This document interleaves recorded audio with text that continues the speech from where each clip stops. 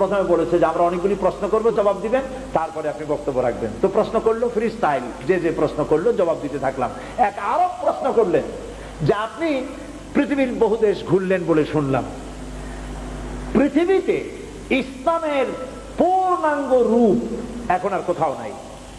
কোথাও আছে আধা, কোথাও আছে 12 আনা, কোথাও আছে 10 আনা, কোথাও আছে 4 আনা, কোন জায়গায় মোটেও নাই।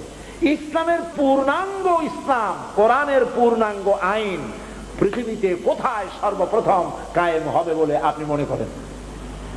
আমি তার জবাবে কি বলেছি জানেন?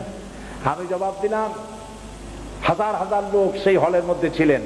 আমি জবাবে বললাম, গোটা পৃথিবী ঘুরে, এই পৃথিবীর বহু দেশ ঘুরে আমার যে রিডিং এবং অবজারভেশন, তাতে আমার মন বলে পৃথিবীতে আপনি ঠিকই বলেছেন, পৃথিবীতে কোথাও পূর্ণাঙ্গ ইসলাম নাই।